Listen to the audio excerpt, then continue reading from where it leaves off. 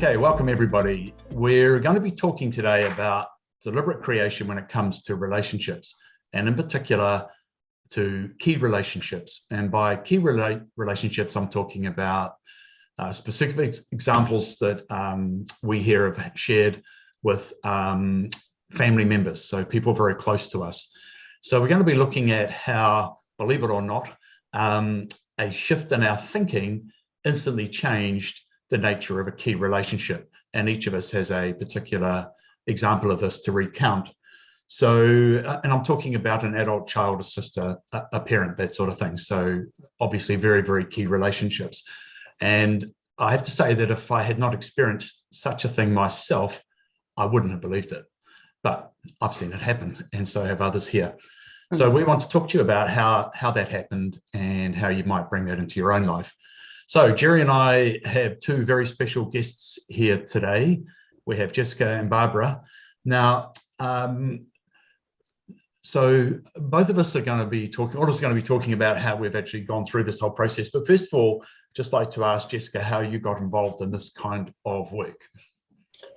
Well, I mean, you guys know this, but I'll go into the details for our listeners.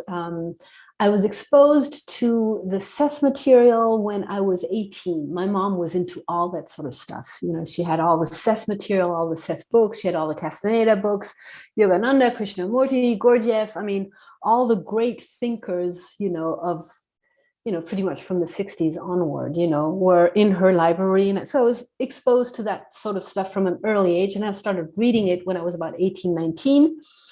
And the idea that we create our own reality has always resonated with me. It kind of always made sense, I mean, from an early age, I was trying to figure out, why is there so much suffering? What's going on? I kind of understood early on that it has to do with learning, that we're here to experience certain things. And the whole idea of creating our reality from the inside out made sense. But it took me a very, very long time to apply this intellectual, half intuitive knowing. And all this pretty much led me to studying the Castaneda material, which is essentially the Toltec teachings, the sorcerer's path of the heart.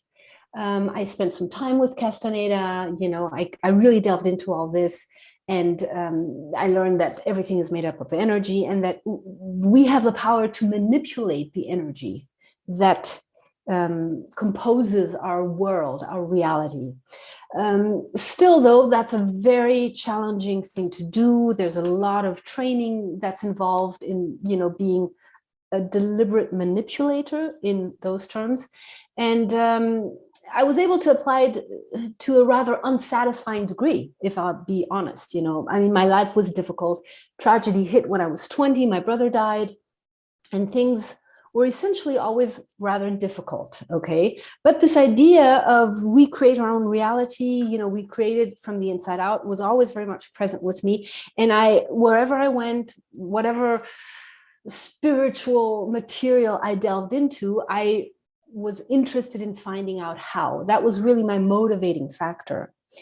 And obviously then came Abraham Hicks, that pretty much Abraham Hicks's wonderful material is pretty much the Seth material, but watered down, very easy to understand. It's all about vibration. You want to raise your vibration. As you raise your vibration, the frequency, your energetic frequency within, your reality will change and get better. But that too wasn't very satisfying, because if your vibration is low, there's really not much you can do, because that vibration is being reflected in the outside, and nobody is really helping you feel better. So the work, of course, is to look at your vibration and do everything you can to raise it on your own. But of course, we're not raised that way. Make a very good point there, because I read the Seth material going back to the mid-90s, early 90s. And it's incredible and mind expanding, and I still love that stuff. And the Castaneda stuff I've delved into a little bit. And the Seth and the Castaneda stuff, they kind of look at different facets of the same thing, really, different explorations of the energy nature of reality. But the thing I found, and I think you're getting at, is, well, what do I do today to make a life where I'm happier? Yes, essentially, where I exactly. feel better. That's the And goal, so, where I feel yeah. better. And Yes. How do so I do that? I know that the step you've taken is that personal work has become your with work now, Yes. and with Yes. your new approach to life.com website. So just tell us a tiny bit about the kind of work that you're doing now that takes that step that I just mentioned, where instead of Yes, just further. understanding what's the nature of the universe, well, how do I use that to get happier today?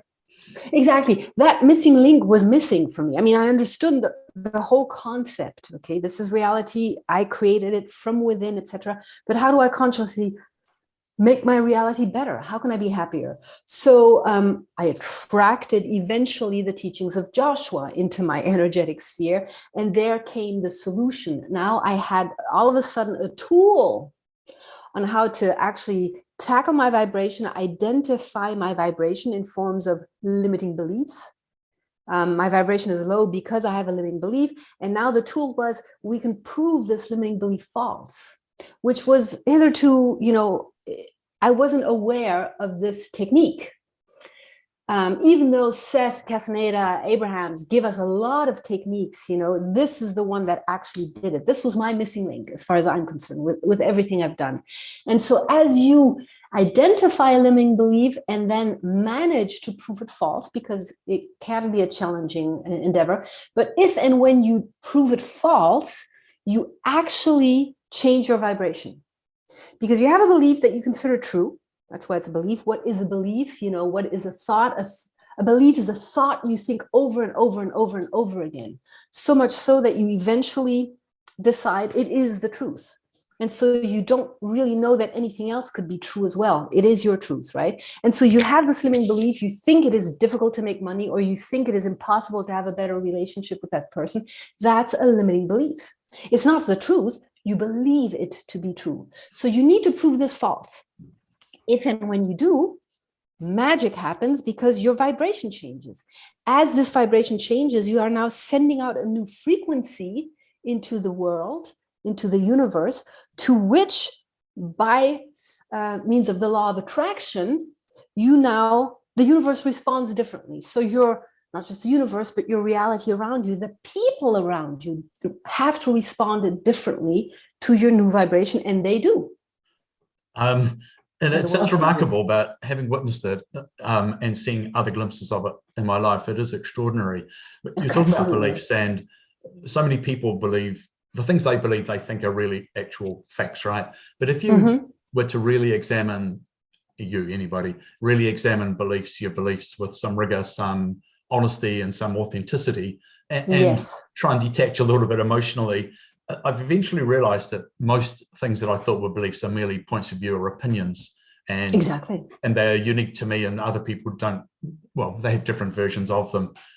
So, and all of this is an interesting prelude to where we're headed in this discussion. Yeah. So Barbara, how did you get started with this kind of work? I think I was born a seeker. I was, as a little kid, it was the lady down the street who saw ghosts. It was angels. It was all that stuff. And then as soon as I could read, I grew up in a very small town, and I read everything our little library had: Edgar Casey, Norman Vincent Peale, Joseph Campbell, like anything that would give me some more answers. And then when I was 16, an older brother who had left for university invited me for a meditation weekend. And that really changed my life and set me on a path. I've been meditating ever since I was 16, every day, no matter what was happening in my life. And then as I became an adult, I was into Eastern philosophies, all the Western New Age stuff, all the stuff you quoted, Jessica. I mean, I've done it all. Just seeking, trying to find. And then I got into energy work, became a Reiki master, worked with psychics and mediums. Just, what is the secret to a joyful life? Like, because my life has had a lot of challenges and had a lot of difficulties, and yet I knew there was something. So then when I found the teachings of Joshua, probably about 2 years ago now, it was an answer, a tool to find that peace, that joy, that Yeah. piece. To actually And, apply all this information yes. that we'd gathered all Because along, over all these years. I'd be a rich woman if I had the money for all the books and everything that I've been studying my whole life. But it was really the tools that Joshua gave me that really switched things off for me. Same here. Mm-hmm. I can relate to that for sure. So Jerry, this is episode probably 30 something for us of our YouTube and probably an eventual podcast. So anybody who's been listening knows everything about us with our open book approach to this. So is there anything you want to add before we get into the nitty gritty here? Yeah, you know, it's interesting. Both Jessica and Barbara have talked about the work. And I've been on these emails. I think we've all been on these emails, and we're trying to talk to people about what we're doing. And I was actually just on an email chain with Jen and Jackie, also members of the group. And like, yeah, we're doing what do you call the work we're doing? Yeah. Because it is as Jessica really pointed out, it's taking what I think started with some of the Seth stuff. Abraham Hicks took it, Carlo Castaneda took it. Everybody took it to this level, and I think Joshua is taking it to a very new level, a very high level of understanding. And as Jessica and Barbara just pointed out, practicality, where you can actually start to incorporate those teachings into your life in a very practical way. So how do you, and I would love to hear what Jessica or Barbara, how do you describe the work? The work for me is the new approach to life, living the new approach to life, moving from fear to love. In the old approach to life, we live as victims. We are in fear all the time. We blame others. Everybody's at fault but us. We do not assume responsibility for our lives, our creations. And so the shift, the work is to move away from that and to actually start assuming responsibility, which all the great teachers, maintain. Assume responsibility for your actions, for what you've created, for what's coming out of that person's mouth. This is all part of your creation. It started within. They have really nothing to do with it. They are a pawn in my chess game. That's it. I control that game entirely. But that's something we don't understand in the old approach to life. We think we're victims. We think we're at the mercy of outside circumstances. It's taken me a long time. I'm still, one foot is still in the old approach to life. I'm still oftentimes feeling like I'm a victim to outside circumstances, and there's nothing I can do about it.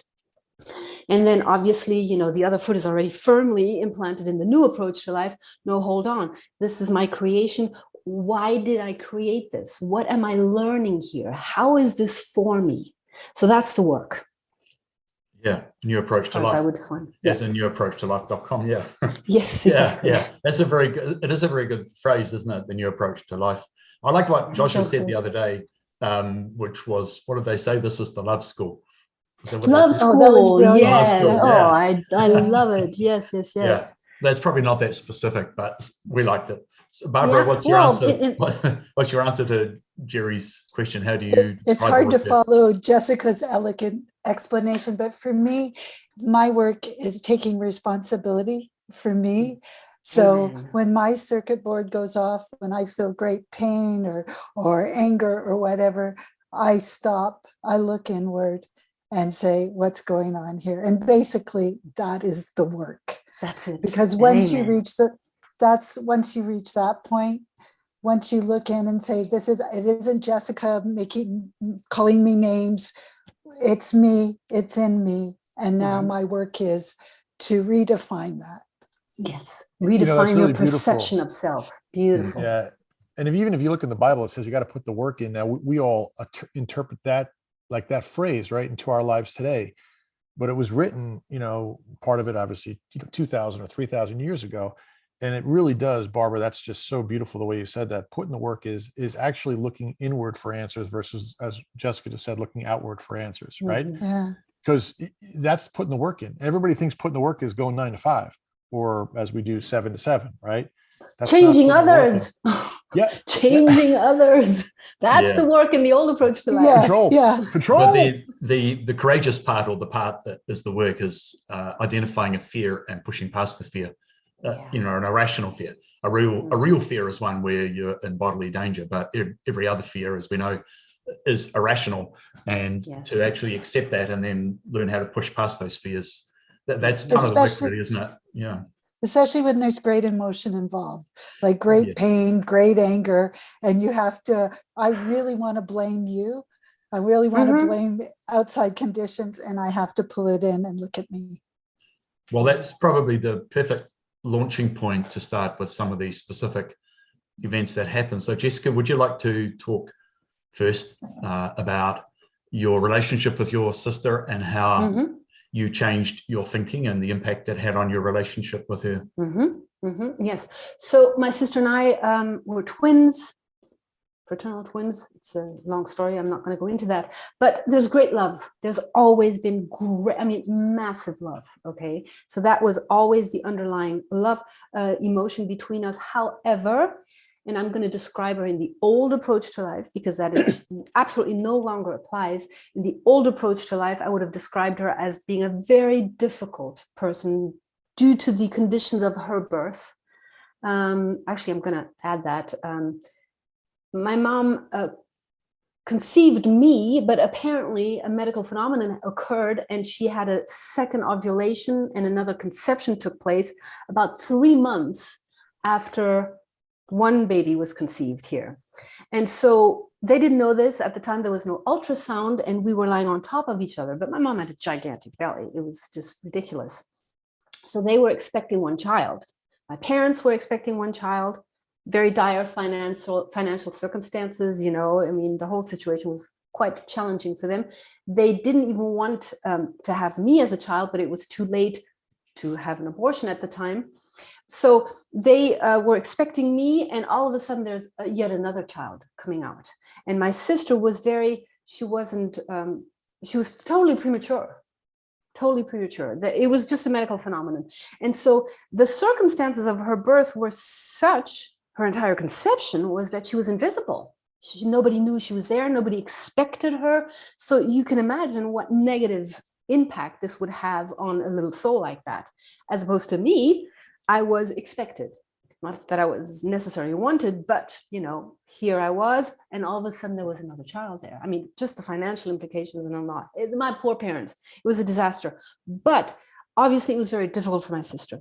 So she entered this world pretty much experiencing being unwanted. Just, you know, from the get-go.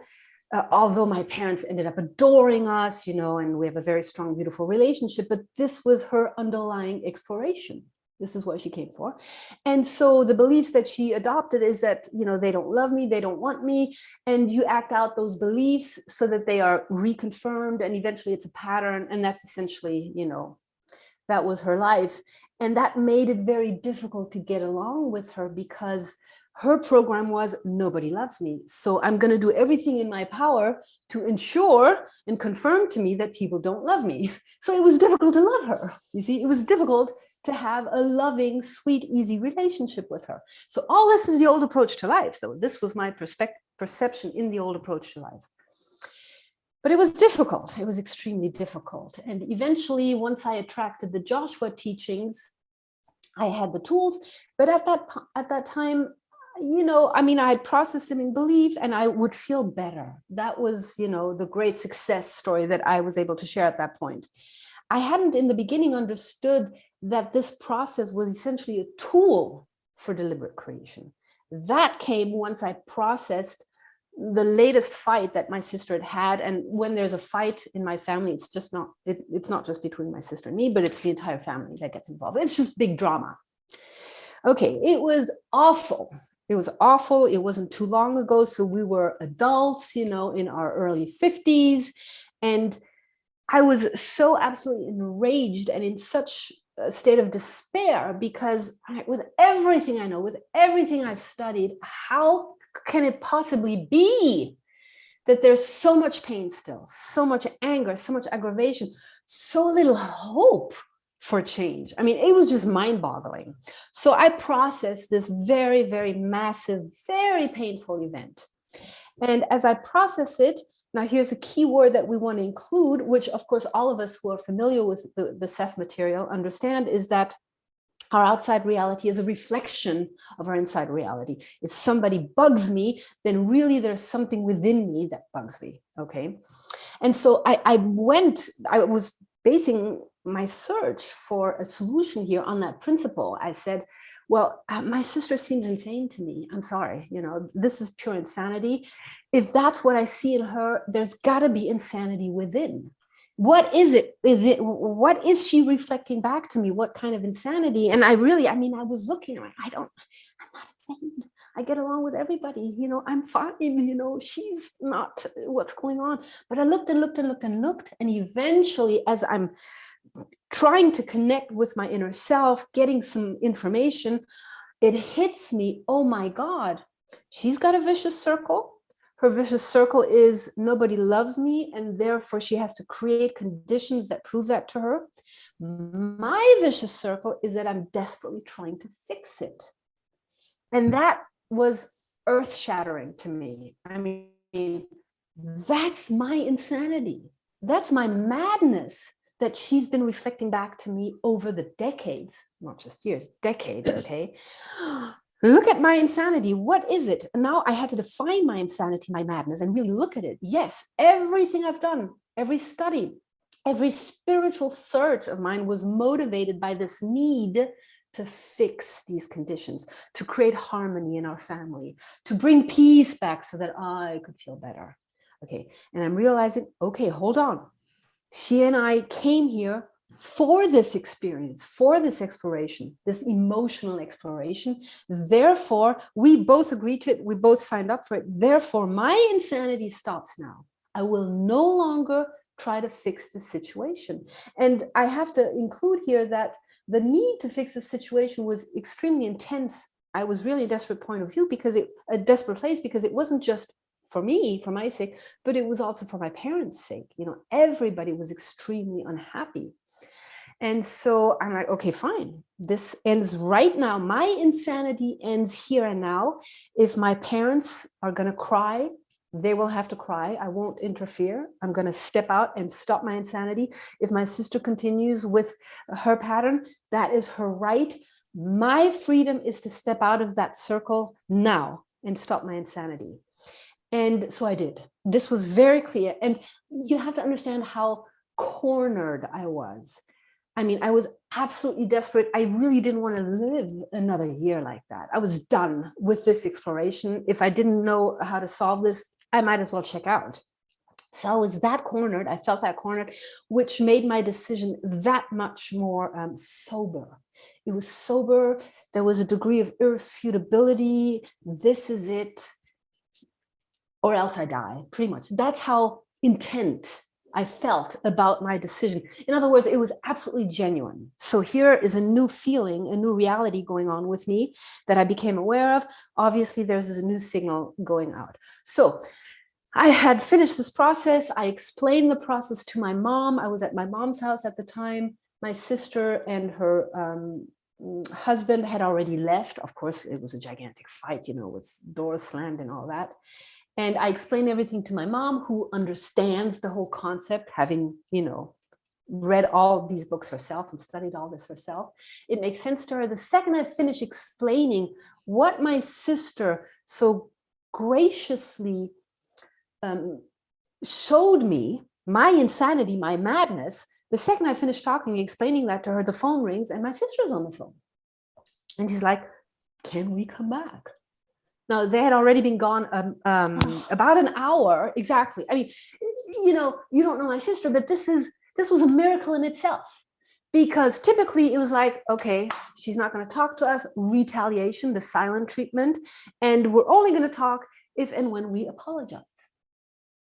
So that had been, the MO these past decades. Here she picks up, she calls, and I'm like, well, it's me not calling, and may we come back? I'm like, yes, of course. So right there, first miracle, right? Okay, so I wait, my mom goes to bed because she'd been crying a lot, eventually they come back and I was very apprehensive, I mean, I was still absolutely in that radical position. My insanity has ended the second I stopped my process. So I'm still very clear about that. So my sister and my brother-in-law come in. My sister looks at me. She says, "Hey, let's sit down." I'm like, "Okay, fine, let's sit down." Very new. And she's like, "Well, we drove all the way back to give you the opportunity to apologize to me in person."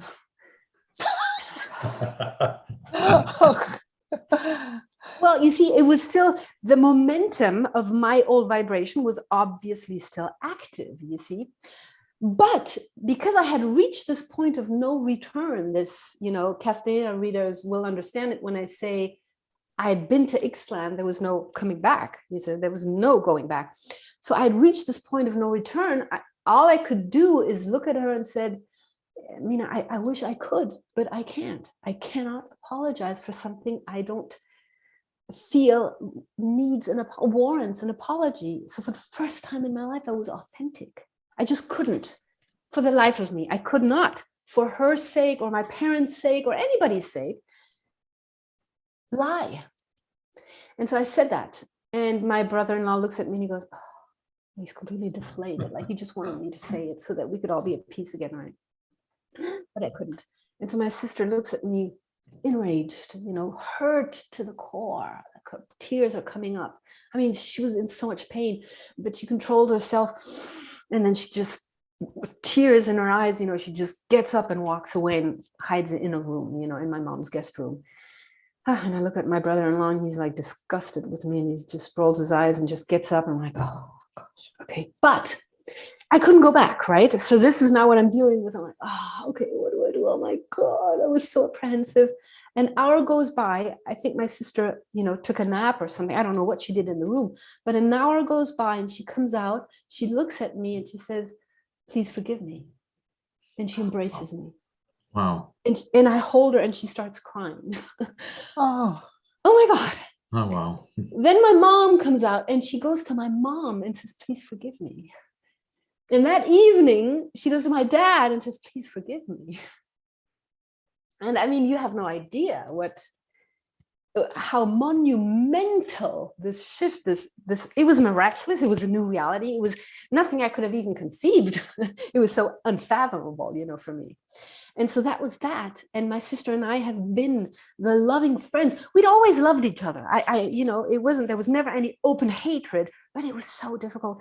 And I'd always wanted a friend, this is my sister. I love her. I adore her. I want a friend.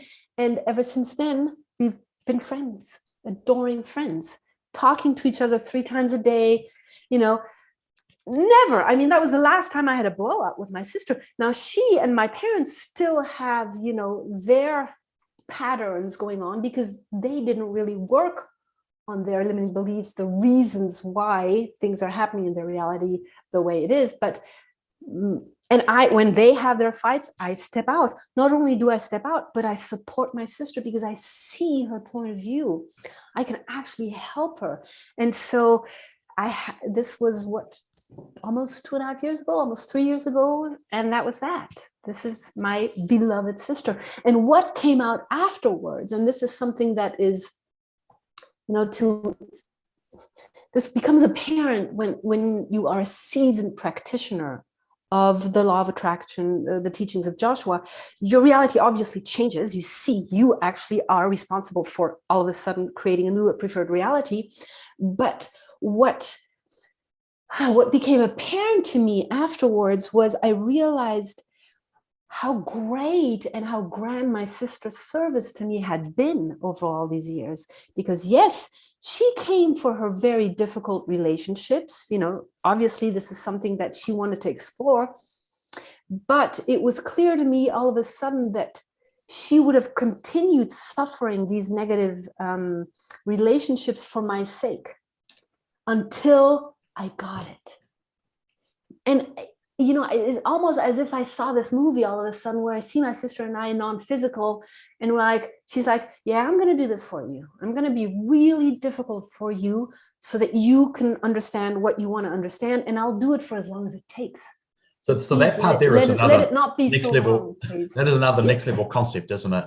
That Exactly. beyond, but that became clear. So the first thing that you described is how a change in your thinking changed, surprisingly, the way your sister was. And after 50 years of going down a particular track in a pretty extreme way. But now you're also saying that at another level, she did this for you. This was her service for me. And when Yeah. I realized that, when I fully grasped the magnitude of this service, that's when I honestly, authentically could love her. Even though when I see her interacting with my parents, it hurts me, I know where she's coming from and I love her. And that is why I can help her, I can support her. There's no inauthenticity there. There's no, okay, I'm going to be nice to you, but really deep down inside, I think, this isn't right. No. There's no more right or wrong going on there. And that's been so, I think, so beneficial, not just for her, but also for my, extended family. So it's amazing. Absolutely amazing. Yeah. What Wow. a story, Jessica. Wow. Thank you. Yeah. It Yeah. is. And then, by the way, I have to say, I think I was in my 5th boot camp when I had this blow up and this realization. And that's when I knew that the manifestation event process that Joshua gave us is a tool for deliberate creation. That's when I knew. And that's when I started talking to Gary about it and say, hey, I don't think any of us realize what's really going on here. But that's because I had the evidence. I'm like, within an hour, my life changed. Wow. So Wow. that's the magnitude of it all. So, Wow. Thank you for sharing that. That was amazing. My Yeah. pleasure. Yeah. There's a, by way of a brief interlude, because that's pretty intense, that experience. We've been talking recently, well, I have anyway, about a woman who was on a recent Joshua podcast, and her question was around, there's an aspect of me that my partner of many years doesn't like. And that aspect of me has become a problem in our relationship. And she says, I'm wondering, should I just basically go and find a new boyfriend? And so Joshua said, well, do you like or not like that aspect of yourself that your partner doesn't like? She said, I don't like that aspect. And they said, well, in that case, if you do go into a new relationship, the same thing will happen. The same thing being, your partner is merely reflecting back to you your dislike of that aspect of yourself.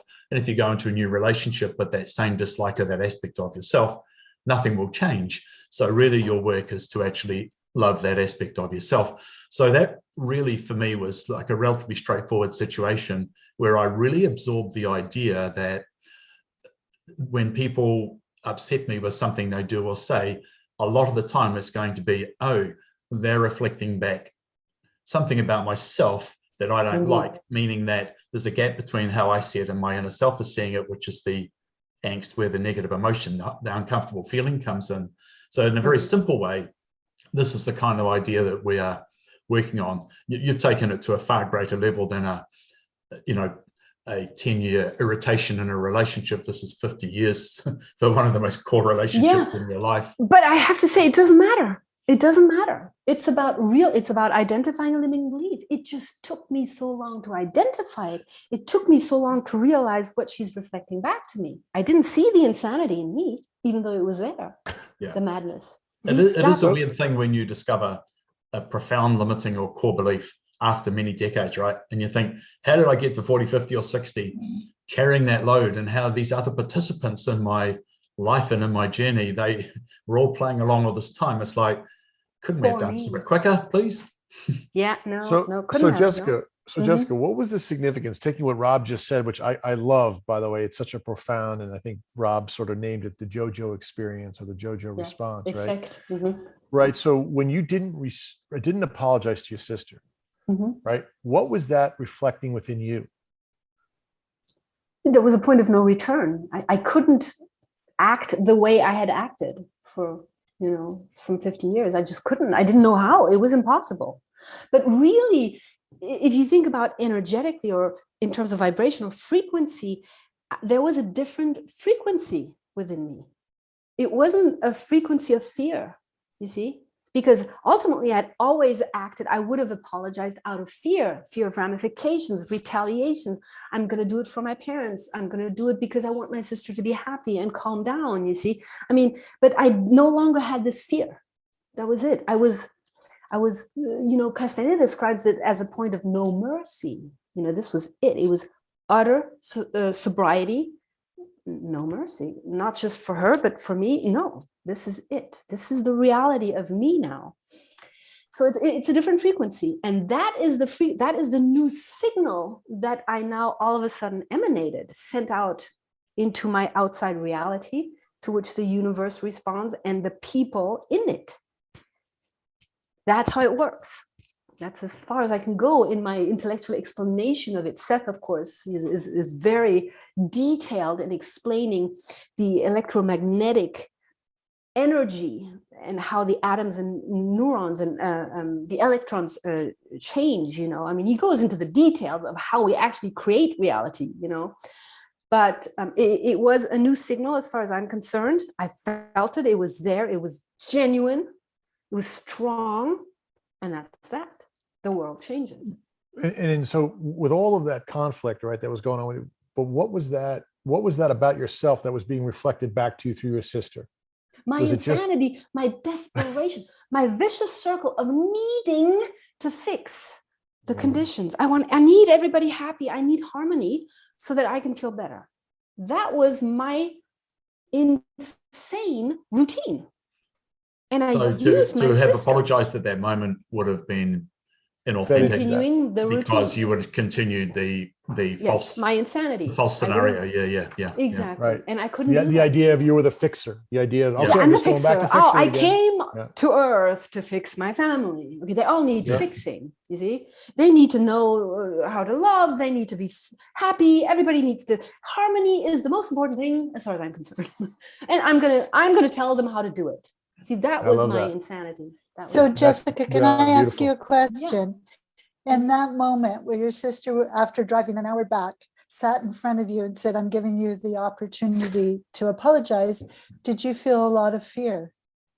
Yes, I'm like, I felt completely deflated, but I couldn't. And so now I faced death. Okay, Essentially, so you were felt. feeling fear. You were feeling, I'm maybe doing the wrong thing. No, not at all, because I couldn't even. It was impossible. So there was no intellectual, strategy, anymore. Okay. It was just an impossibility. And I knew that meant very strong ramifications, you see. Okay. But that was my mistake. Even that was my mistake, because see, expectations. Seth always says we create our reality, of course, based on our beliefs, but what are expectations? I'm expecting this to happen. I'm expecting that person to react a certain way, say a certain things. If I do this, then this will happen. I don't know, but I assumed yes. And so the momentum was still there for my expectation to be materialized, but it wasn't quite what, it's like when you watch a movie and all of a sudden it goes zap, zap, zzz, zzz, the reality isn't virtual. Zzz, all of a sudden something else happens. Boom, you're in a different reality. That's what it was. But yeah, I mean, I wish you wouldn't have said that. I was kind of, part of me expected to say we're all good, but no, there was still something, and I had to overcome that last hurdle, So besides the initial theme that we were exploring of changing your thinking changes the relationship of many years in an immediate and profound way, and also the idea of getting to gratitude of, oh, I see you've been doing this for me my entire life. Yes. You've also introduced another idea, which is that you suddenly, maybe without even realizing, cross a threshold or reach a tipping point where you can no longer act inauthentically. And I think it's because as you do this kind of work, your emotional sensitivity increases. So the pain and anguish part of it is extreme. And also the gap between where you are and where your inner self is at, because if there's no gap, you're in alignment, right? And if there's and the more you do this work, the more painful that gap is, and the bigger it is, the more painful that is as well. And I wasn't really aware of this until the last week or so when I was working with you, Jessica, and we talked about you can no longer act inauthentically in this way. Even if you tried, you just can't make yourself do it. And we unpacked an episode from my childhood, which was I was trying to crack this nut of procrastination around certain kinds of work, and I just couldn't for the life of me. And just by way of passing, I said to Jessica, oh, when I was a kid, like 10 or 11, one day my mum said to me, you can go and play with your friends when you've made your bed. Now, making a bed is a simple thing, right? It takes a few minutes, but I could not bring myself to make the bed. I did everything, but I was desperate to go and play with my friends. I was a very social and very energetic kid and full of, blah, blah, blah, let's get out and do it. And I did everything else, but I stayed in my room, and hours went by and I still hadn't made my bed. And I never understood why. And even recounting this now, I can feel this weird energy or feeling, many, many decades later. And I sort of unpacked it somewhat. And then Jessica said to me, do you want a hint? And I said, yeah, I'd love a hint, thank you. And she said, basically, you were not able to act out of authenticity. You felt you were being blackmailed by your mother, and you just were like, nah, I'm not buying that transaction. It's out of kilter, and I just can't bring myself to do it. And suddenly the penny dropped, and I realized, I can only do stuff now in work where I feel authentic and genuinely engaged. And if I feel I have to do it, or I'm obliged to do it, or people won't approve of me or whatever, if I don't do it, I can't do it. I still have a problem making beds, by the way. I don't mind making a bed with someone else, but making a bed by myself, I'm permanently damaged by, the bed making part of me is permanently damaged. So if there's bed making therapy, I probably need some of that. But so yeah, that was really interesting for me, because even at that age, I didn't know it till decades later that the gap between the authentic me and being made to do something or trying to make myself do something, even back then I couldn't do it. So I've always thought that was a fault, right? A defect. Yeah. How old were you when that scenario happened? 10 or 11. See, you were still authentic at 11. You had not been molded yet, to the. Oh, that's a very good point. The social standards. Because I hadn't been socialized out of me. Yeah. It hadn't. No. Eventually, so that authenticity tipping point is a key thing, which I only just worked out the other day. And so now I realize that to use some other tools that we've been given recently for the work that I don't want to do and the people for whom I'm doing it, it's like send that beam of love or sunshine from your heart to theirs. And so now I realize I need to get into a state of authenticity around it. I need to actually think about, well, why am I wanting to do this? And actually do a process, kind of meditate about it first, and then go in, and then suddenly all the work vanishes. Anyway, enough on that. So Barbara, would you like to share with us your experience, please? Sure. So one thread in my life story is I've been trying to save the men I love from their addiction issues. I watched my father succumb to addiction and mental health issues very early in my life. And then in his late teens, my beautiful son had mental health and addiction issues. And I couldn't believe it was happening twice in my life. It was just like, no, not my boy, not after watching my father. So over the past 10 years, I've done everything I could to help my son, bring my son back to what I thought was normal, what I judged was a good life, what I thought would be a happy life for him. And over the 10 years, he has had some good times, but he's had a lot of lows. But then last June, he hit rock bottom, and it was worse. And I was so afraid this was going to end up like my dad. I was going to lose my boy. And the spiritual guidance I received from Joshua at the time was to stop judging. And I thought, I'm not a judging person. Why is Joshua telling me not to judge? So that was huge. I never thought I was a judgmental person, but absolutely I was. I was judging his life choices. I was judging everything. So to stop judging anything as bad or wrong and come to a place of total acceptance and love. And Joshua also said to me at the time, you may not be able to do it in this life, but you eventually will get to a place of acceptance. And I thought, bloody hell, I am going to do it this life, because I don't want to go through live another life like that. I know. So it demanded a huge shift in me and my perspective, because it seemed like in my entire life had been in the business of saving people because I judged what they were doing as bad or wrong. So, and also as a parent, I had a life rope tied around my son, metaphorically. I had this rope tied around him and I wasn't going to let him go. I was saving him. But in order to accept him, I had to drop that rope. So of course, when you make a decision, I am going to go down the path of acceptance and love, manifestation events come up. And my son played his part perfectly. He would call me begging for money, but I dropped the life rope because I had stopped judging. So I said no for the first time in my life.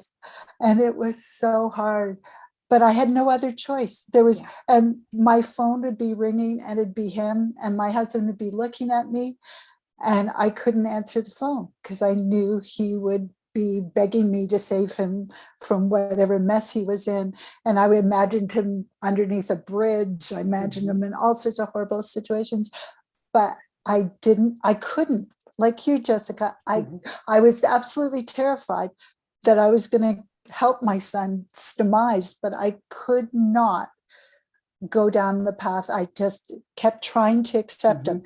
And the process of acceptance was really hard. From a parent's point of view, it's really hard to accept choices that you think are bad and wrong. And every time I did more work and I'd go in and say, okay, do I accept him? I knew I didn't. I didn't like his life choices, and I wanted his life to be different. I wanted him to have what I perceived as a happy and fulfilling life. And then he was with us at Christmas, and it got really, really difficult, just so difficult. And I drove him back to his dismal apartment, which is about 2 hours away from here, after Christmas, and cried all the way home. And then I thought, okay, that's enough. I surrendered, but it was an exhausting surrender. I gave up all resistance, but it was because there was no other choice. There was just no other choice. And I got to this point where I said, I love you, my beautiful boy, but if this is the choice you make, this is what I'm going to accept you, period. Not accept you if, but accept you, period. And I felt such a peace in my heart. Like I was exhausted, but I felt a peace, and I was able to just, whenever he came in my mind, just flow love to him, period. And about 3 or 4 days later, I got a call from him, and he was telling me how things were going well and better. And I thought, yeah, okay, I've heard this before. And then I went to see him, and he looked different. He acted differently. And then he got the most amazing job in the world.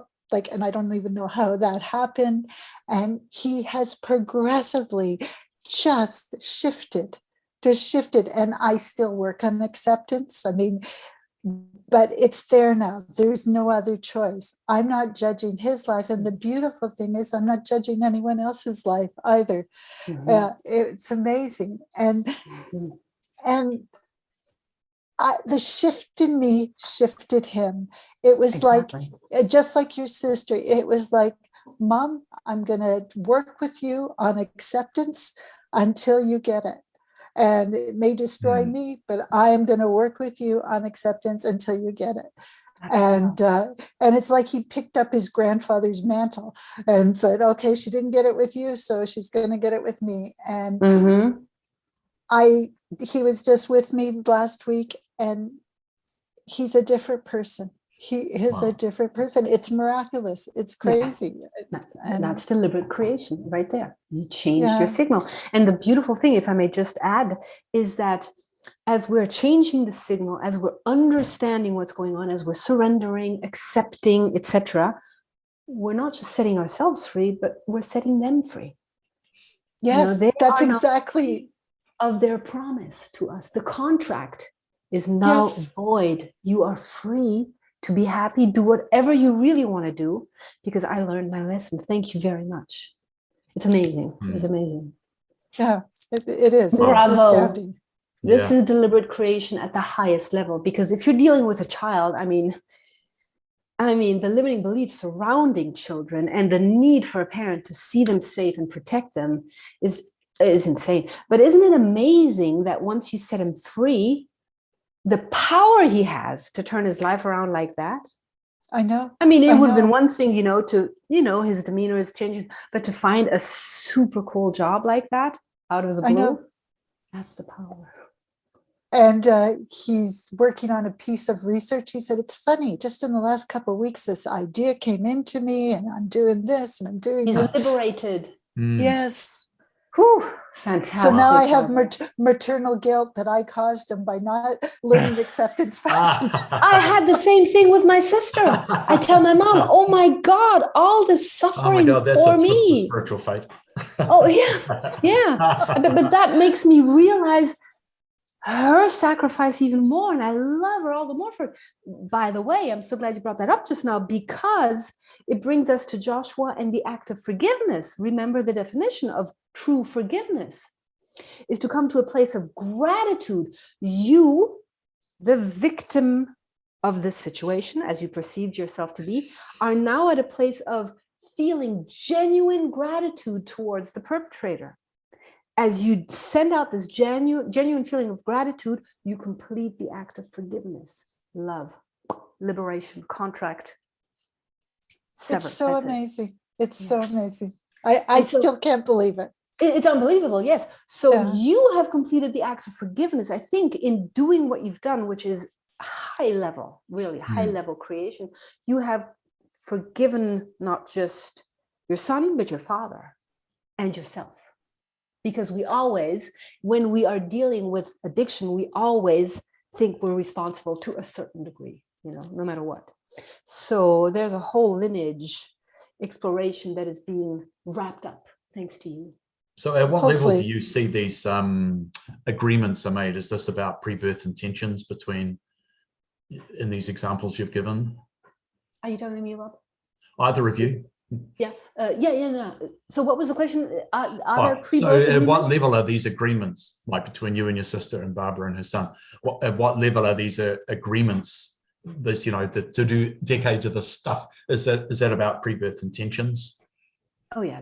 Anything that's that heavy, that much of a theme in your life is definitely pre-birth intention. Yeah. It's Does that let you off the hook with your guilt then for being, Barbara? Guilt for being Maternal guilt is very strong, but very strong. Yeah. Oh yeah. Is there a stronger bond on the planet than mother-child? Yeah. It is probably the most fundamental bond of all. Yeah. I think. So they're very much pre-birth intentions, and I'm sure they're not just in this life. They're not just acted out in this life, but in many lives. Because no wonder Joshua said, you're probably not going to get it in this life because you haven't gotten it in all the other lives, But then comes Barbara and saying, "Oh, I'm sorry," the inner warrior. No, I can't do that anymore. No, please, not a lifetime of this. No, I'm going to get it now. I'm going to get it now. That's desire, very strong desire. Yeah. And you know what? They probably had to say it. I know. I think that was the pivotal thing. That was the pivotal because I thought, oh God, I can't. No way. And then he said, you're probably not going to get it in this life or something like that. And I thought, but never mind. What do you mean, never mind? No, I do mind. Excuse me. Not another Easy one. for you to say from the non-physical, Joshua, but hey, I'm here and this feels like a lifetime. I know it's a You have no idea to you, but to me, it's like, no. Not more decades of this. How often in the Joshua live calls do I want to say, Joshua, when was the last time any of you were physical? Just tell me. I know. Yeah. Do you have any idea what we're going through here? You should ask. That's a great question. That is a great question. I know better. Easy for you to say, Joshua, from the non-physical. So I'll recount my story in a moment. This call came about because we were talking about this stuff and Jerry said, kind of half joking, "Oh, I'm envious," or something to that point of view. I would like to experience envious like of what? One of the other members too, right? Jackie Seiden, she's got the Evolution Pod Club podcast. You hear these stories, right, of people explaining and it's alignment, it's true alignment at that moment, right? And you're able to break through and make that connection and then expand into the reality that you've always desired, right? And I'm sort of like, I get that intellectually, Mhm. but I haven't May I experienced that. interject? Of course. Yeah, Jerry, what you said, it's alignment. It's not alignment. It's deliberate creation. Two different things. Alignment is you're feeling good, but the limiting beliefs are still there. You're just feeling good right now. You're aligned, you see things from your inner self's perspective. Life feels good right now in this present moment. Deliberate creation, of course, is based in alignment. You have to find your alignment with, like Rob said earlier, with your inner self. You have to become one with your inner self. You have to see your inner self's perspective. Okay, get this missing information that I was not aware of for decades, that I'm the insane person, or just as insane, if not more insane than my sister. What? If anybody had told me that, what? I mean, but I need to get there. So my inner self explained that to me. I was thoroughly aligned to have that information. But now that I had this huge missing information, my vibration changed, permanently changed. Castaneda would describe this as a shift of the assemblage point. Whereas the assemblage point typically shifts throughout the day, but then it always comes back to its comfortable position where we perceive the world as victims, and everybody's to blame, and I'm not assuming responsibility. But this process here, just like Barbara is explaining, this surrender, that's a shift of the assemblage point. And now you are sending out a different signal, and you must perceive a different reality, because you shift, because there's a new signal. So it's really like a virtual reality, and you're just changing the channel. Okay, I'm always on the chain. I've been on the same channel for 53 years with my sister. Same thing over and over, regurgitate, blah, blah, same thing, same dialogue, new channel, new image, new interactions, new world. So that's deliberate creation. Yes, we need to be aligned in order to connect to our inner selves, but then we reach this point of change, which enables the deliberate creation. Without the change, there is no preferred reality. Absolutely not. So I think that's where I'm so interested to understand, what that point of change is surrender. Like Barbara said, it is a feeling of surrender. Surrender it's to like the limiting, nothing else. Surrender to the limiting beliefs. Surrender to the situation. Surrender to the condition. Just surrender. To the creation. I no longer need to change. It's what I did. It's what Barbara did. My sister, whatever. Retaliation is coming. I can't. Even if I do care, I can't help it. I can't. I have surrendered to the conditions that I created for myself. I didn't still understand why, etc. I just realized, whoa, I'm insane. My insanity stops now. And I couldn't go back. So I surrendered to the conditions that I was still experiencing. That's it. Just like Barbara, I'm not changing anything anymore. So it's you sort of respect, love, and accept whatever it is without ever trying to judge it or change it. Yeah, there's no more intellect at this point. There's a period after it. Like it's just I surrender and accept, period. There's no other words. Yes, exactly. And had I not experienced you had to take it to a very extreme level before you could make yourself do that. Yeah. Yes. Because both of you described really this thing had been going on and on, and it wasn't at a constant level or reducing. It was the same wall. It was getting stronger and stronger all the time, right? It was black or white. It was until you finally listened. But it's the same thing that's happened with you in a way, Jerry, that you bashed your head against a brick wall until you had a lot less money than you did before. If it hadn't been about money, you probably never would have listened in the first place, right? And so another question, the question for you is, could you make yourself do business in the old approach, the old way now, or could you do it with effort, or could you not do it at all? I could do it with effort and struggle for a very short period before I would. I mean, I had a phone call today, and I'm listening, and I took a deep breath and was like, all right, so here's where, we're in business, right? So for me, and this is why I love the work so much, literally the work, right? It's all the stuff we're talking about. That's why I'm so amazed by Barbara's story and Jessica's story and Rob, your story, which I hope you'll talk about your mother in a few minutes, because there are aspects I love about business. Mm-hmm. And then then the people that I'm attracting into my world, into my experience, aren't expanding the aspects I love about it. They're expanding in the aspects that, I'm sort of done with. And I'm like, fine, whatever. So I've given up on it and don't engage in it and don't care anymore. I literally have no attention to it, but there's something there. It's a twinge, right? Because I'm still attracting it into my life. So I haven't stopped. So or you could say that like the JoJo effect, as I call it, that they're reflecting something about you that you haven't quite ironed out yet. See, that's where I'm intrigued to expand and understand more about that, because where Jessica was at when I was asking her about her situation or Barbara's situation, right?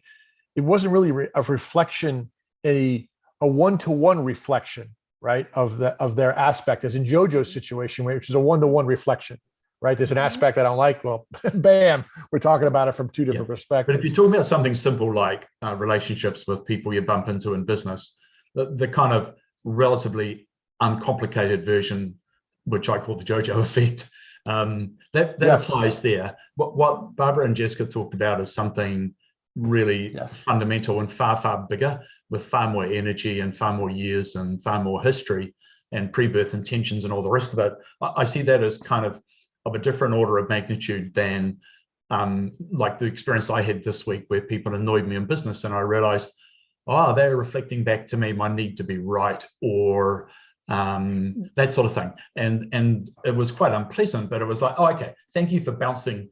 I served the ball down the court and they hit it back to me twice as hard and straight in the face.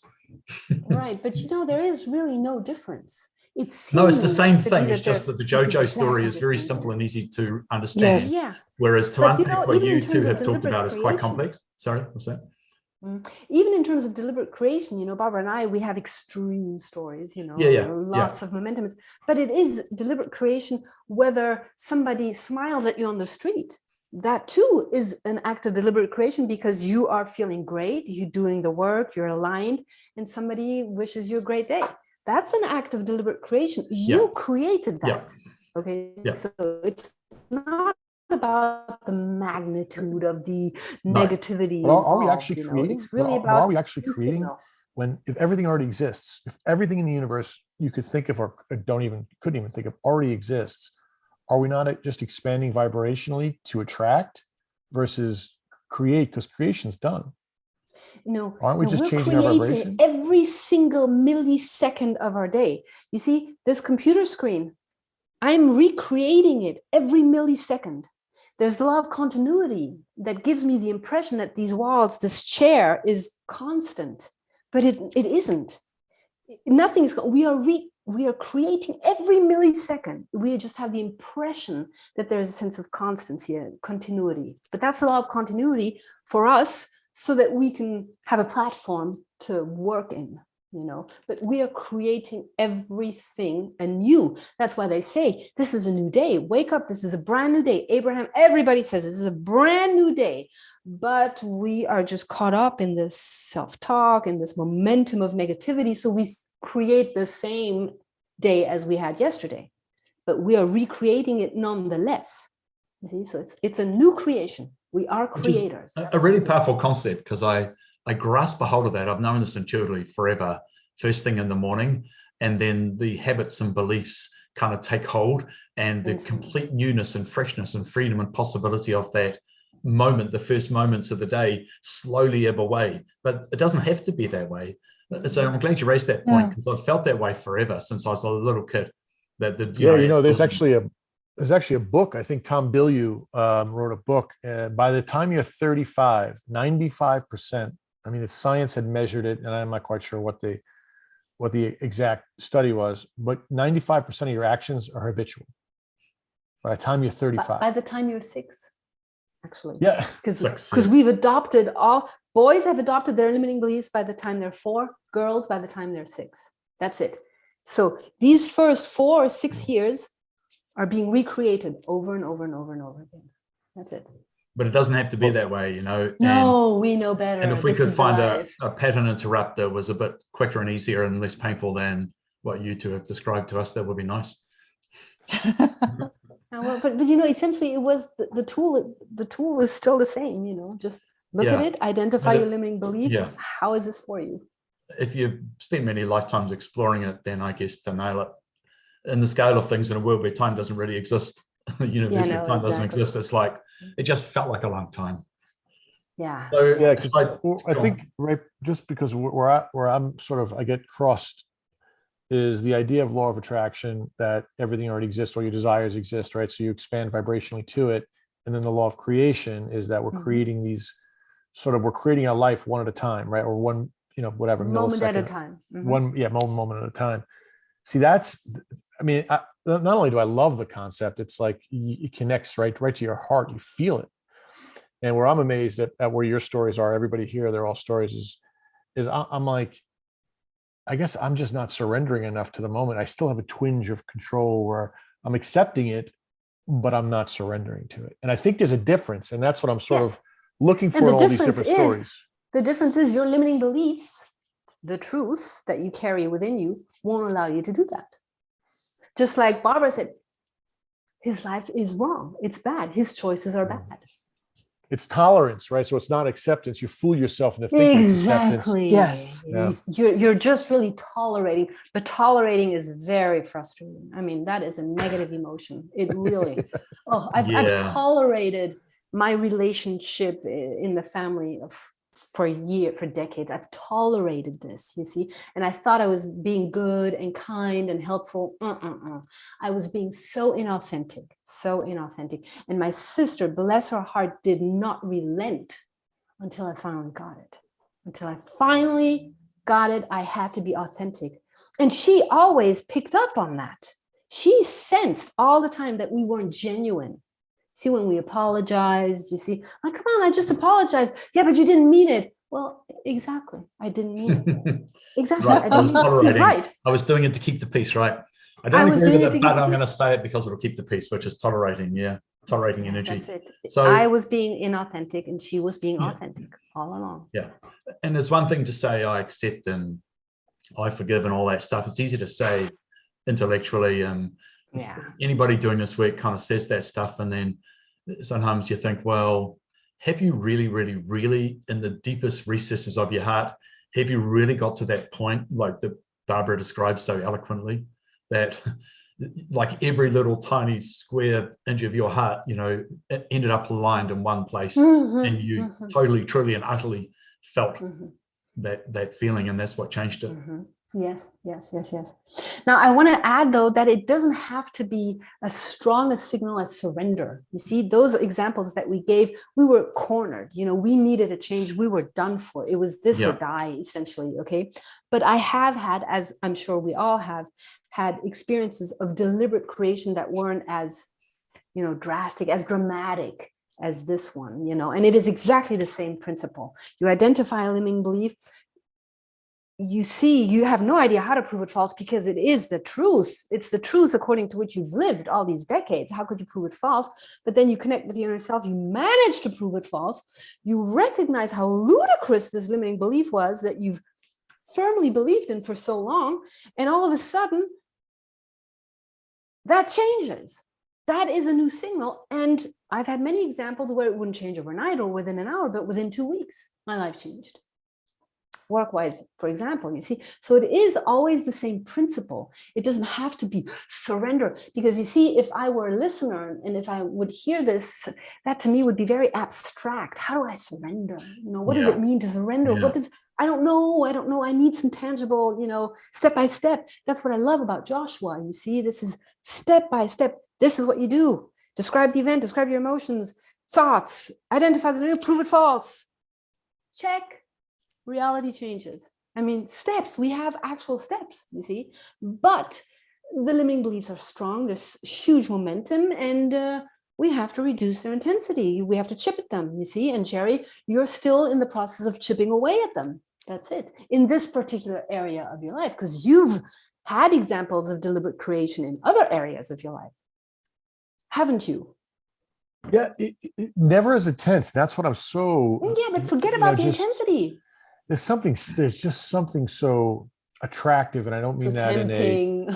in a well, there's something so passionate about it, so real. So like, and I think this has to do with the old world concept of struggle and effort, where if I'm not on the ground, on my knees saying, and I'm not at that breaking point, then it You didn't want work. the drama. You want the drama, and then you have the proof. Yes. Drama, oh my God. effort, struggle. That's the proof I need. I'm not a deliberate creator unless I suffer all the way to it. Yeah. Couldn't have said that any better. It's like, bam, put an explanation well, point let's there. talk about examples of deliberate creation that aren't dramatic. We have all had them. We need to become aware of those. So, there's an Eckhart Tolle, I don't know how you say his name, book. And I think he ended up on a park bench and basically completely destroyed, almost like wipe your mental programs and start again. So you don't necessarily have to get to that, St. Paul on the road to Damascus moment in your life, do you? Where it's where you sink to the low of lows and then you go from there. And in a way, it's a good lead into what I wanted to share. Because the episode with my mother actually came from inspiration, not from surrender or crisis. So it just kind of randomly came to me maybe 2 years ago, a year and a half ago, in the middle of a boot camp. And I suddenly had this, I should say as a preface, I've had a number of issues with my mother. She's a wonderful person. I love her dearly. She's incredible. I know we're eternally connected, and I have a strong sense of endless lifetimes with her. And, I feel deep connection, especially now that I've got past some of the hiccups.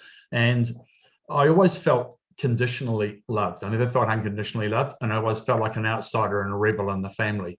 And there was I guess a chip on my shoulder, and she perceived me in that way as well. But one day when I was doing boot camp, I just suddenly had this picture of my mother and I as actors in a stage play. And we're on the stage and she's doing her thing and I'm really upset and wound up and all the rest of it, but trying to pretend not to be, as I always did, hide my emotions.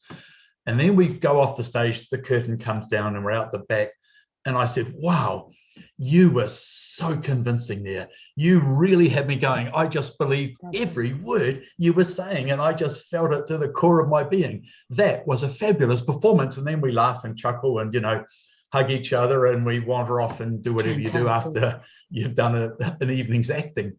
And I suddenly realized that in the ways that I thought she was being naughty, I suddenly saw it as, instead of profoundly, whatever it was, that it was almost like there was this impish person. It's like, well, I was doing it because you asked me to, you asked me, I did it. That's what mothers do. I love you. So yeah, sure. No problem at all. And so then I realized, she's doing these little behavioral vignettes for me so that I can get to where I need to go. And I suddenly just felt this unconditional love for her then. And I suddenly saw all the things that had really upset me over the years as trivial. And I kind of inwardly just laughed at the whole thing and thought, okay, now I get it. And all her imagined transgressions, I couldn't care less about anymore. And I just was hit with this wave of unconditional love. So that was signal.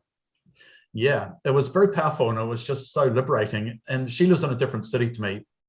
And just instantly, the next time I spoke to her, she was completely different towards me.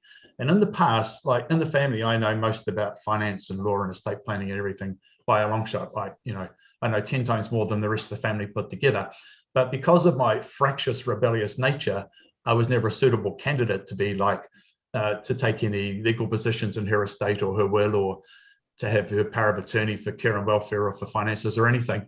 And next thing you know, she's like, I'm writing a new will and new powers of attorney. Can you do this? Can you be this person and that person? There's these roles in it, which in the past I was always the naughty rebel, so there was no chance of that. And suddenly she's asking me for advice on everything. And also when I talk to her now, I know some of my siblings do a bit of the poor me thing, and she loves to rescue them. And we've talked about that already today. But I realize, the nature of our relationship is that we have a lot of energy and a lot of fun. I want to unlock that fun. And the other day she said to me, she's 92, she's got a croaky old voice, her voice box is wearing out. And she said, I really like talking to you because it's always so much fun. You've always got so many interesting things to say, and I enjoy it. And I thought, that's what I want. I just want to bring simple joy to you, in Express the your last love, chapter. yes. Yeah. That's So that deliberate more arose creation. out of inspiration, and I now I've got a whole much bigger picture around it than the simple stage play analogy, but that just came out of inspiration, popped into my head, and my relationship with her completely changed. And I see, like, But you prepared yourself for this inspiration. See, all the work you did before that, all this alignment work, prepared yourself for this information and act accordingly and act on it. Push past fear and how is she going to react, and just you did it. You did it. So there was work before that. And it was miraculous and it was instant. And as I said right at the beginning, I wouldn't have believed it if I hadn't experienced it myself. But I talked to my partner Trace about it, and she witnessed and saw the entire thing. It's like, wow, that was amazing. So in other words, for the extent it matters, this third-party corroboration as well. And now Absolutely. I can see really clearly, like with some of my siblings, how they are still so triggered by everything with her. And it's like, oh, you're still stuck in the loop. You're still in the old approach to life. Yes, because they don't even know about another approach to life. No. So Rob, I love your analogy of being on stage with your mom and then backstage talking about it. I'm going to keep that in my mind for my difficult relationships with various family members. That was brilliant. It's so clear what you're doing then. Yeah, so I guess without realizing it, I'd come up with this super good analogy, because on stage we were being our physical world selves, and off stage it was our inner selves chuckling away like, hey, that was good. We really had a good one there. That was awesome. Very convincing on stage. Yeah, great work. Fantastic. Of course, if the illusion wasn't that strong, it wouldn't work, would it? The illusion of it wouldn't work at all. No. Yeah, I mean, the illusion has to be there, or else where's the fun? Or else where's the growth? It wouldn't work. We couldn't expand without it. So the other thing I made a note of that I'd quite like to do before we wrap up is, with this concept of deliberate creation in key relationships, which I think is the major theme of what we've been talking about, if you were to describe to people listening or watching, how do you go about doing this? Like, I know there are many steps to get there. So, and it does sound as simple as flicking a switch, sort of, although you may need to reach crisis point to be. You have to find the switch first. Yeah. You have to find the switch. Do you have any sort of words of wisdom as to how do people get to this point if they have, say, a really problem relationship with somebody important in your life? Where do they start? I would say they have to come to at least an intellectual understanding that these people, these petty tyrants, as Castaneda calls them, for example, these difficult people in your life are there for you, whether you get it or not. They're there for you, so you can learn a very important lesson you came forth to learn.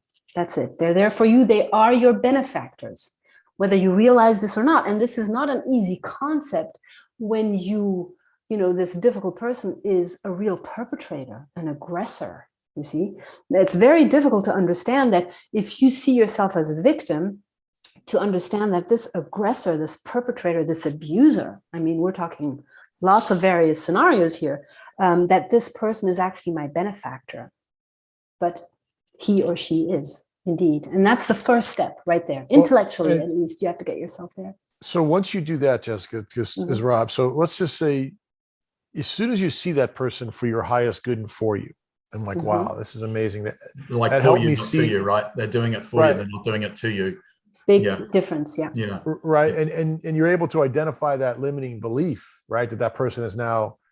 Yeah, well, that's the work, though. You see, you have to identify the limiting belief. So that's step one, right? That person is encouraging you to look inward.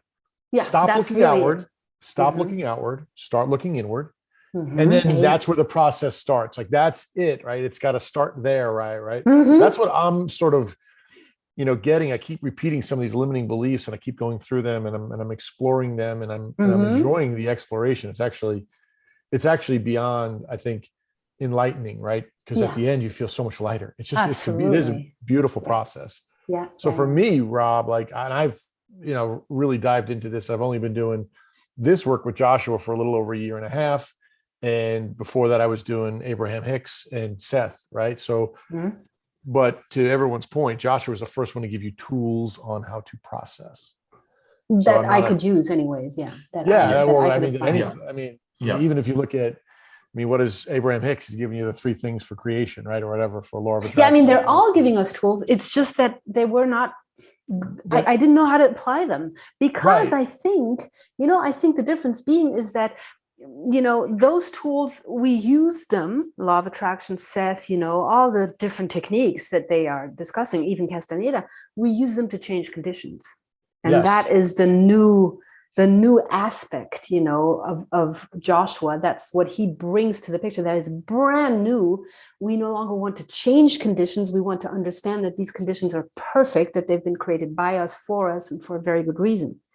And so that's what was missing. And in addition, we have a technique, a process that is fairly easy.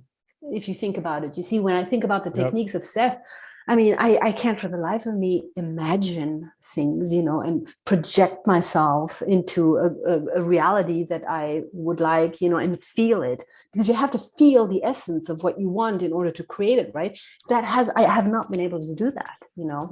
And I think that's a great point, Jessica. Like Neville Goddard, Dr. Wayne Dwyer, they all talk, Joseph Murphy, right? They all are talking about this. Feel the end, right? Being the wish fulfilled. The essence of being rich, the essence of having your lover, the essence of feeling healthy. Well, I don't know what that feels like. I'm sorry. Well, and Joshua said in one of the calls, right? Well, if you like, as just a simple example, like if you like, how would a millionaire brush their hair? Like, oh, like how would you feel brushing your hair?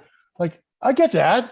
Right. So I don't get that. I don't get that. Hold on. I'm missing something here. What do you, how no, like it's like feel that end. Like, how would you feel like if you were a millionaire? I'll make it up. Right. If you were a millionaire, how would you brush your hair? Like, how would you walk down the street? Fantastic. What would you be, would you be worried about? Like, no. Right. It starts to be like, oh, so everything Joshua is teaching us, to your point, Jessica, which is really beautiful, is applicable in our immediate everyday life. Mm-hmm. And I love what you just said. And I hadn't thought about it till you said it. We use all of the pre-existing beautiful knowledge to try to change conditions. And Joshua was the first one to say, no. Why at least the first one where I get it, Right. Yeah. Where even, Seth and everybody was saying, hey, it's all perfect. But they were saying, but no, this is not to be used to change. Yeah. So, really? Well, what else? It's all this reality sucks. It's like they all work together to get to this point. It really is. Everybody works together. Yeah. There's a reason. This way. Yes. There's a reason Joshua appeared now, when we thoroughly, after us delving into the Abraham Hicks, the law of attraction, Seth before, and Castaneda, Casey. I mean, Gurdjieff, Krishna. It was all, it led us to this point of being ready for this information. It's not about it amazes me that we all basically experienced the same stuff to get here. Yeah. It's exactly. I get the chills. Exactly. Jerry, there was something you were saying during the week, maybe on WhatsApp. Was it unintentional creation? Was that the phrase you used? So one of the things I was, we're always creating, right? As Jessica said, and I was sort of, as Abraham, I was struggling with that until you sort of said, because I was like, wait a minute, law of attraction is everything's already created. Why aren't we just expanding into our reality? And I'm like, well, wait a minute. It's a combination. It's both, right? Yeah. Our vibrational signal is. Yes. Law of attraction is attracting a creation into our field. Right. And then deliberate creation is being aware of your signal. So that's what deliberate creation, as opposed to creating by default, that Abraham says, you see. The reason I'm aware of your vibration. Right. So then we talk about creating in victimhood, or we talk about are you the creator or are you the victim? And I'm like, wait a minute, aren't we always creating? Aren't we just the creator? Isn't the victim the creator too? Absolutely. Or is it just the unaware creator? And that's what I said. You're creating stuff that you might not prefer to have. So because the reason I mentioned it is because the Seth stuff made me realize, and I understood it, that I can believe that I create my reality. Then I looked at a number of things that I did not like at all about my life. And so I knew, and I accepted I was creating those things that I was very unhappy about. And I also saw a lot of good things that happened. And I thought, well, I created those too. And that's where the unintentional creator is like, yes, I do accept and believe that I created them all, but half of them I'm happy with and half of them I'm not. And I have no idea how I did it. If I could only find out. And the analogy I always used was the helicopter, because I had some friends, one friend in particular who was a helicopter pilot, well, just recreational, and occasionally I'd go out with him. And one time he gave me the control to use. I also had friends who had pilot's licenses for little, fixed wing planes like Cessnas and Pipers and stuff. And they like driving a powerboat, right? So it's pretty obvious in the plane that, it's analog, right? Turn, up, down, whatever it is. But in a helicopter, that control, the collective or whatever it's called, makes no sense whatsoever, right? It's not analog or intuitive at all. And so if I was up there in the sky pulling this thing, I'd push it and pull it and turn it and twist it, and the helicopter would go all over the show. It would take me a long time to work out how to make the thing rise and go forward, you see. So to me, it was the helicopter. And I quite liked your unintentional creation, because I always, to be honest, like telling the story, because it made me sound like a rock star that I had flown helicopters and airplanes. But it was fun too.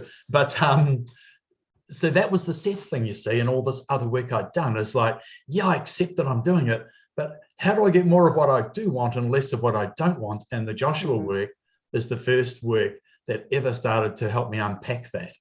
Yes. Amen. Same I here. was out to lunch with a friend yesterday, and we were talking about it, and he's doing some stuff, and it's interesting. And we have never talked about this before, but what came to me just during lunch was, and we were talking exactly about this, Rob, and you had come to mind, and I had said, with this unaware creative, we're sort of leaning left in the fear, anger, and judgment.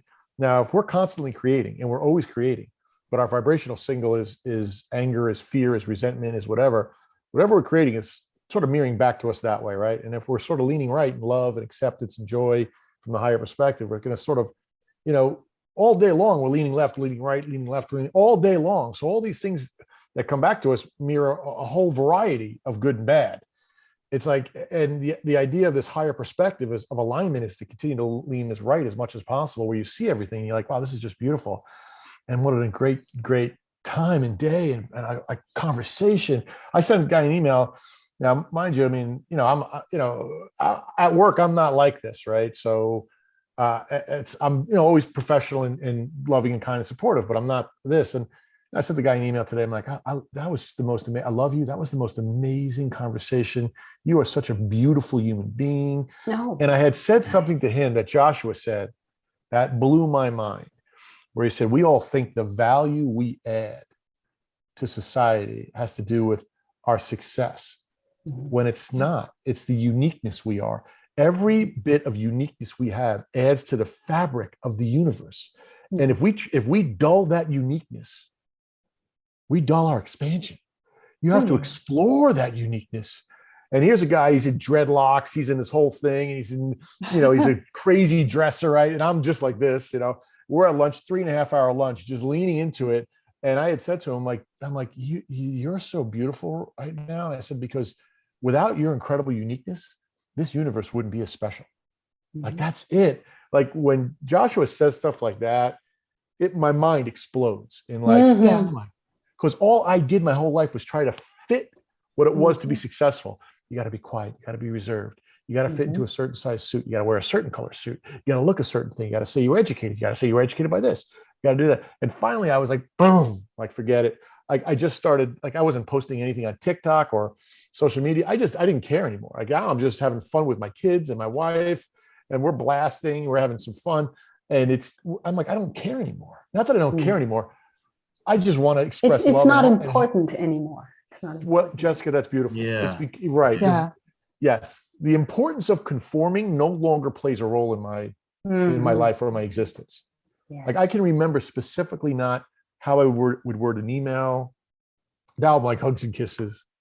Like, that's beautiful, man. Like that. Oh my God, that was so much love there. Wow. And here's, I'm not a giant. I'm Tony Soprano, stepping into that. Whoa, hey. And a lot of us guys don't go there that easily, that. No, and people are like, are you okay? Stuff, like, did you hit your head? Are you okay? I'm like, good. Wonderful. But I do think that's beautiful. Thank you. I do think the stories you guys have, especially Barbara and Jessica, are so profound to me, because it does seem And I do, because I grew up with it, I understand how struggle and effort is the old way. But Mm-hmm. there is a respect, an admiration, and a brilliance in getting to that point where you just explode in it is exploding in surrender and going, I'm exhausted. I've done everything. Universe, whatever you want. Just, and like, they're not that I want to get to that point every day. Yeah. But like, for my heart, like your stories resonate in me, like they're dreams, like they're my dreams. Like, wow. Like that seems to me that there's a connection that is just beyond special there. Right, but it's all special though. There's not, I mean, I think, you're reaching, for something seemingly unattainable there. I think there's a little ego trap, that you want to be careful about, because really, and we should be talking maybe in another conversation about deliberate creation that's not dramatic, but as I love that. powerful, as special, as unique, as miraculous as that. Because you see, we are convinced that we are expanding and growing and becoming the deliberate creators we set for us to be, if and when I create a miracle. But who defines the miracle? It's as easy to create a button as the Abraham thing, as a palace. You see? Well, that's I like powerful. The palace, but how do you create a button? Same thing. You see? And expressing love to change the grumpy day at cashier's is just as important. Powerful, as important, because bottom line is you're expressing love. As you understand, and you learn who you truly are. Me, for example, by understanding that I'm insane. Barbara, by understanding that she was that she was a judgmental person. She was judging the person she loved most on this planet, right? I mean, that's the degree of judgment we're talking about here, right? And my insanity, right? So you understand these things, that's understanding who we truly are.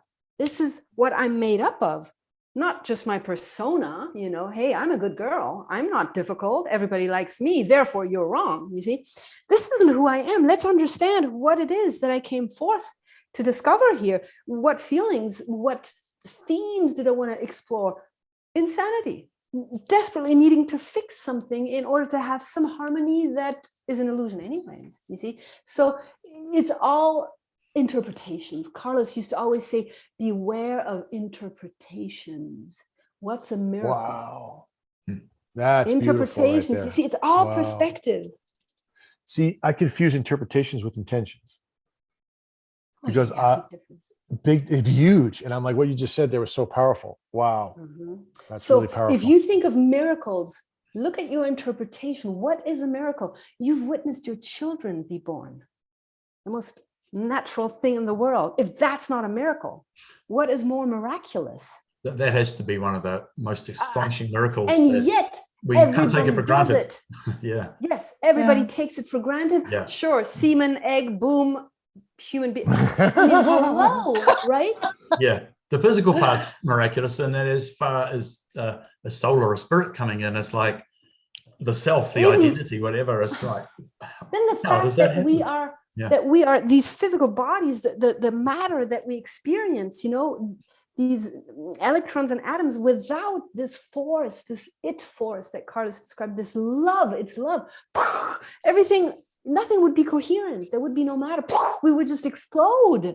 But this love is keeping us. That's miraculous. I mean, there's so many miracles. We can't even talk in terms of degrees, but our interpretations say, well, that's a real miracle now. That's special. I did enjoy Joshua's comment on Jim's statements about Christ's miracles, Jesus' miracles. When Joshua said, name some miracles. Anybody? Well, he walked on the water, and Joshua's like, well, have you ever seen a jet ski? And Jim took that as a throwaway line, but to someone back then, it would have. I mean, like in South America, when it was Columbus, whoever arrived, and they saw these boats, I mean, to them, they had to think of some supernatural explanation because there was no way of explaining it. So what would they have thought of a jet ski? Yeah. Oh my God. Well, here's the thing. They wouldn't have seen it. Because remember, No. the brain only sees. Well, what that's it another knows. thing too. That is another thing That's, too. we're going into a So we different, yeah. talked about deliberate creation, and Jessica said we maybe could have a conversation about that as well. And for a lot of people, what they want when they think of deliberate creation, and if you look at the Reddit LOA thread, everyone's like, I want to manifest a girlfriend or a boyfriend or a job or 100,000 or a house, whatever it is, blah, blah, blah. So there's all of that thing, which I don't want to get into today, but maybe we could talk about another time, which is, well, is this work about getting the house, the boyfriend, the girlfriend, whatever it might be? And what is it that we truly want? And that brings me to something that I was talking to you about on your website, which is about you have got a free gift on the website, which is why affirmations don't work, or something to that effect, right? Yeah. Which yeah, I thought yeah, was really right. good, because how many people do you know, including probably all of us at one time, you know, you go into people's houses and there's post-it notes everywhere, and you can see they've got all these affirmations. Clearly, they're not working. And why? Anyway, if you want to know the answer, it's on Jessica's website, which is yourapproachtolife.com. But I thought that was an excellent gift to give people, because it's one of the stumbling points around using the law of attraction to attract the things that you want in life. And the whole second chapter of that particular story as well. What are the things you really want? Anyway, that's a story for another day. Anything else I'd we love should it. I say can't before wait. we wrap up here? No, this was fun. No, This it's is great. awesome. Yeah. Yes. high Yeah. level conversations, just delicious, exquisite. I just love it. Thank you so much. Thank you for Rob. organizing Thank you, it. Barbara. Thank you, Jessica. Yeah, thank you. Thank both you, for sharing, everybody. those deep personal stories.